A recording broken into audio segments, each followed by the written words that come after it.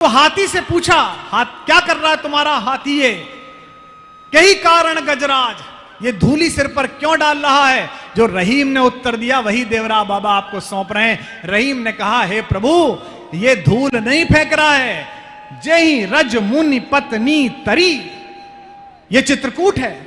जिस पैरों को छूकर मुनि की, गौतम मुनि की पत्नी अहिल्या का उद्धार हो गया, ये अपने सिर पर फेंक फेंक कर उस धूल को ढूंढ रहा है कि मैं भी इस योनि से मुक्ति पा जाऊं। जय रज निज मुनि पत्नी तरी, ते ही खोजत महाराज। भारत संतों की विभूतियों की नगरी है, देश है। ये दुनिया में एक ऐसा देश है जहां की माटी स्वयं भगवान ने चाटी है, जिसका वर्णन व्यासपीठ से परम पूज्य व्यास डॉक्टर पाराशर जी ने किया है। इसी युग में एक ऐसे संत ने निवास किया जिनका दर्शन राजनीति भी करती थी और विश्व भी करता था। ये पृथ्वी की चेतना से, लालसा से और लिप्सा से असंपृक्त होकर उस लकड़ी पर बैठ जाना अंतिम प्रयाण जिसके माध्यम से होगा, ये जिसके मन में आ जाए, जिसकी आत्मा में बस जाए, वही पूज्य संत देवराह बाबा हो सकते हैं।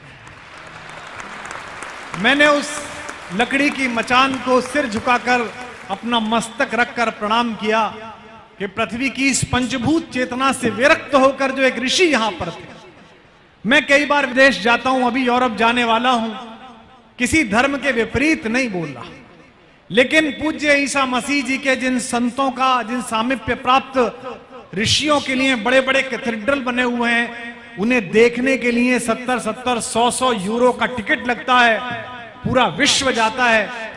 मैं इस मंच से शुभकामना करता हूं और व्यासपीठ ये आशीर्वाद दे कि जैसे दुनिया देखने जाती है कैथेड्रल, वहां देवरिया से यहां तक ऐसा 4 लेन बना हुआ हो कि विश्व के 200 करोड़ सनातनी इस मिट्टी को प्रणाम करने के लिए आए, ऐसी व्यवस्था आप बना।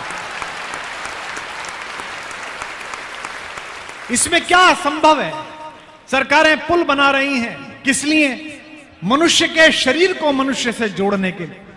अगर सरकारें ऐसी सड़क बना दे जहां मनुष्य की आध्यात्मिक चेतना एक दिव्य आध्यात्मिक चेतना के साथ जुड़ सके, तो शायद लोक मंगल का वो संकल्प पूरा होगा जो सरकारों के बजट पूरे नहीं कर पाए। जब मुझसे कोई कहता है कि योगी जी, प्रधानमंत्री जी राम का मंदिर बनवा रहे हैं, आपको क्या कहना है, तो मैं उनसे कहता हूं ऐसी बातें मत करो। प्रधानमंत्री को अपने शरीर को लेकर आश्वस्ति होनी चाहिए, मुख्यमंत्री को अपने शरीर को लेकर एक पुण्य भाव होना चाहिए, और हम सब लोगों के मन में अपनी आंखों को लेकर एक मोक्ष का भाव होना चाहिए कि तीनों लोकों के स्वामी ने हमें ये दिन, ये अवसर, ये वर्ष, ये शासन दिखाया कि हम उसके महल की 4 ईंट सीधी रखने का संकल्प कर सकें। यह हमारा सौभाग्य।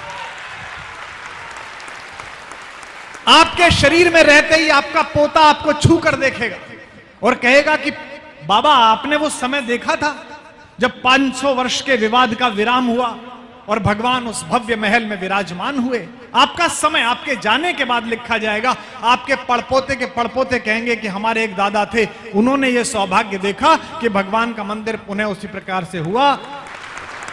आप अस्पताल बना रहे हैं, आप बसें लगा रहे हैं यहां तक के लिए, ये आप नहीं लगा रहे हैं, ये आपके शरीर को चुना गया है, ये आपके व्यक्तित्व को चुना गया है कि आपके माध्यम से आप अपनी जननी जन्मभूमि के इस अपार ऋण से उऋण हो सके।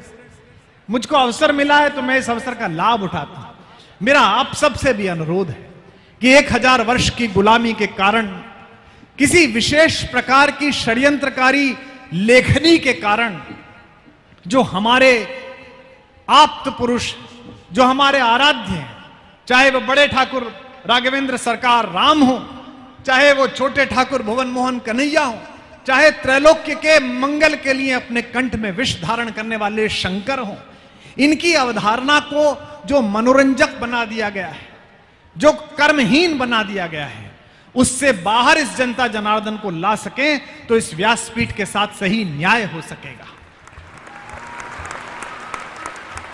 जो भगवान राघवेंद्र राम एक दैत्यों की, असुरों की मां त्रिशरा का भी वध करने से पहले उसे मां बोलते हैं, जिनके सेवक जो इस पंडाल में निश्चित रूप से अदृश्य रूप से कथा सुन रहे होंगे, वे मारुति नंदन वे सुरसा तक से भी बोलते हो कि जान दे मोई माई, हे मां मुझे जाने दे। जो एक दैत्या से भी ये बोलते हो, वे अपनी गर्भवती पत्नी को वन भेज देंगे, यह असंभव है।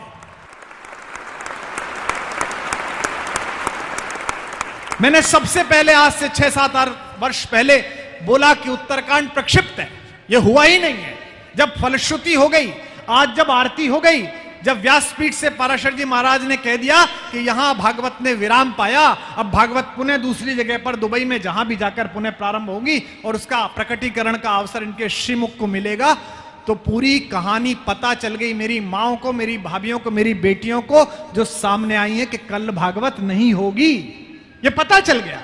स्वयं भगवान वाल्मीकि ने उत्तरकांड से पहले यह कह दिया कि इस प्रकार राघवेंद्र सरकार ने हमारी भारतेश्वरी माता के साथ इतने समय तक शासन किया और सबने इस कथा का प्रसाद पाया, कथा की फलश्रुति हो गई, तो कथा दोबारा कैसे प्रारंभ हो गई?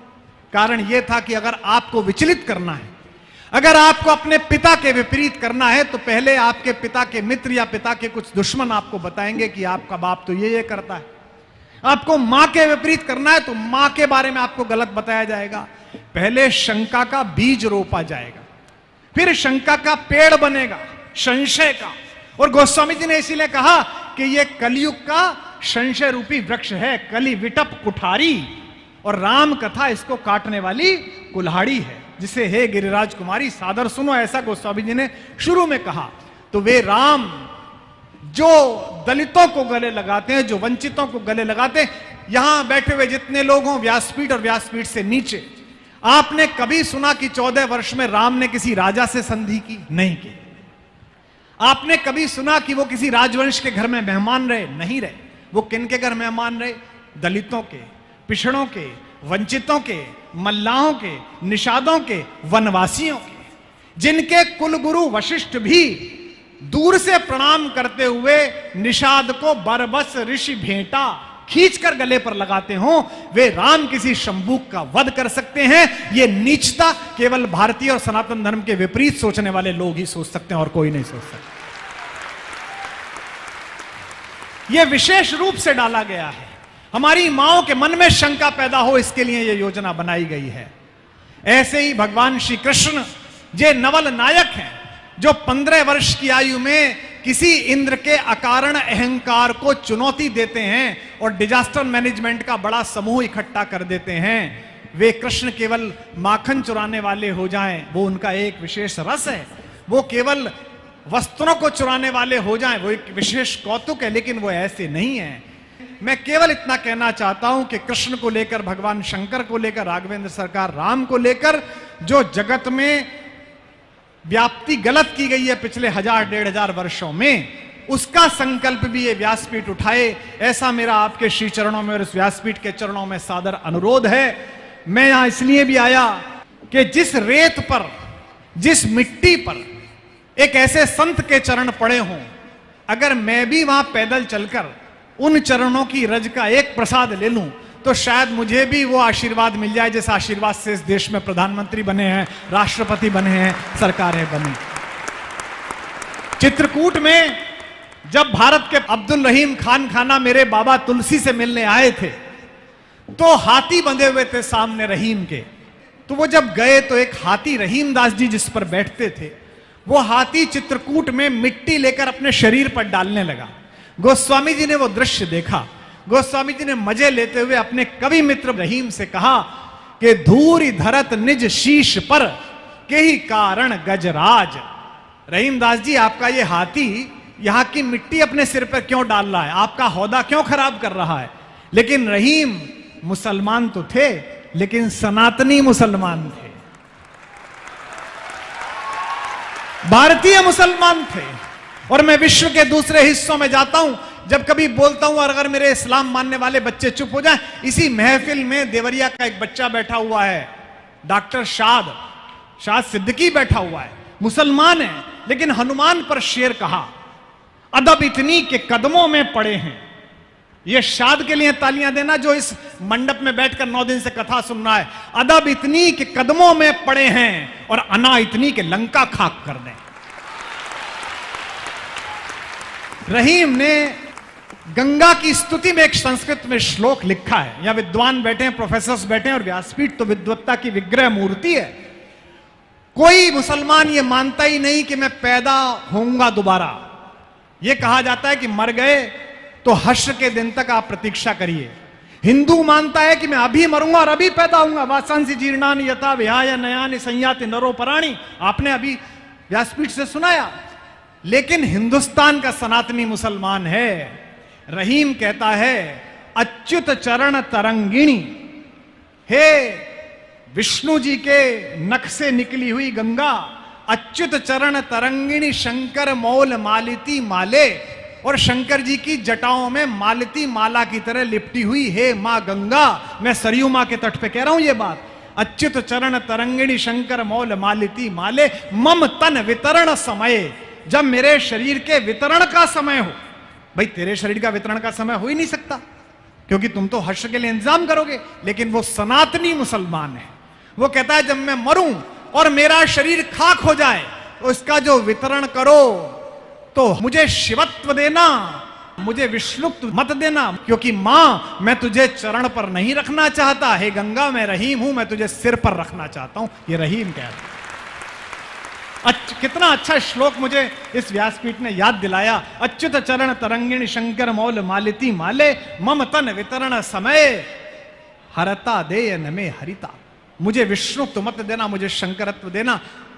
तो हाथी ने माला ऊपर बनाई फेंक फेंक कर अपने धूल की, और कहा ये जो धूल जा रही है, जितनी माएं बैठी हैं इसे धूल मत समझना, ये ब्रह्म ऋषि देवर्षि बाबा देवरा के चरण से छुई हुई मिट्टी तुम्हारे मस्तकों पे अभिषेक कर रही है।